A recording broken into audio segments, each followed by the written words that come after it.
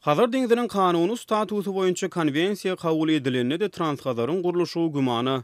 Hazar ýaka döwletleriniň hataryna girýän 5 ýurdun ýokary derejeli resmiýetleriniň 12-nji awgustda Gazagystanyň Aktau şäherine Hazar deňiziniň kanuny statusyny kesgitlemek boýunça geçiriljek 5-nji sammite gatnaşmaklaryna garaşlýar. Gazagystanyň daşary işler ministri Kayrat Abdurrahmanow 17-nji iýulda jurnalistleriň öňünde eden çykyşyna 5 ýurdun ählisiniň diplomatik kanallar arkaly duşuga gatnaşjakdygyny tasdiklandygyny ma'lum etdi. Bu barada Interfax habar beripdi. Häzirki wagtda Hazar ýaka döwletleriň ýagny Gazagystanyň, Azerbaýjanyň, Iranyň, Russiýa Federasiýasynyň we Türkmenistanyň daşary syýasat boýunça edaralary 12-nji awgustda Aktauda geçirilmegi meýilleşdirilýän Hazar sammitine işçiň taýýarlyk görýär diýip Abdurrahmanow habarda sitirlenýär. Bu sammitde Hazar deňiziniň kanuny status boýunça konwensiýa gol çekilmegine garaşlýar. Dinçiler Türkmenistanyň Transhazar gaz geçirjisini gurmak meýli sebäpli Hazar deňiziniň kanuny statusynyň kesgitlenmegine möhüm çäre hökmüne çemeleşýändigini aýdýarlar. 24-nji iýulda Türkmenistanyň Kronikasy neşri Kommersant saýtynyň maglumatlaryna salgylanyp sammitde kabul ediljek konwensiýanyň Türkmenistanyň islegini dogry kanagatlandyrmazlyk ähtimallygyna ünsü çekdi. Tassamalaryň daşky gurşuby ýetirjek täsirine baha bermek prosedurasy boýunça protokol peýda bolar we şoňa laýyklykda Kaspiynyň düýbünden gaz geçirji gurmak üçin deňize çykylgasy bolan döwletleriň ählisinden razylyk almak zerur bolar. Şeýlelikde Iran bilen Orsiýa Türkmenistanyň Azerbaýjana çekilmekçi bolýan gaz geçirjiniň gurulşy gijikdirmek, eglemek guralyna eýe bolar diýip Kronika Türkmenistan Kommersanta salgılanýar.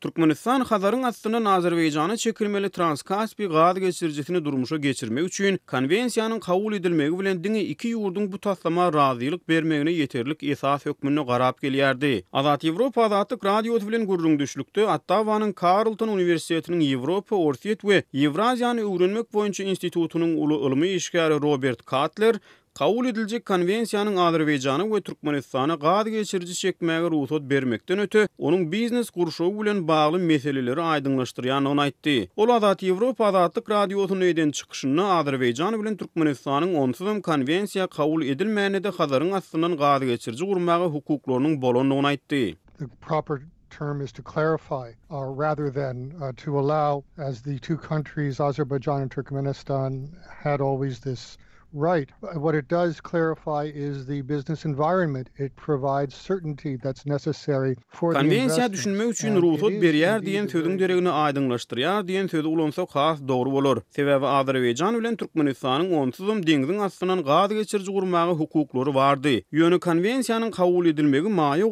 goýmak üçin zerur bolan biznes gurşugynyň şertlerini aýdyňlaşdyryp kesgitler.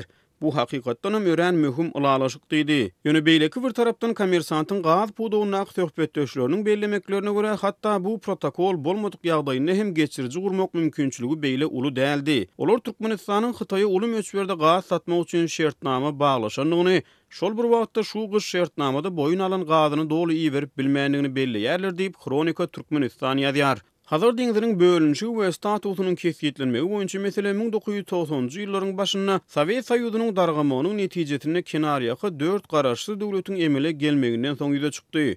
Onun öň taraplar Sowet Soýuzynyň we Iranyň arasyna 1921 we 1940-njy ýyllarda baglaşylan ulalaşyklaryň esasyna Hazar deňizinden peýdalanypdy.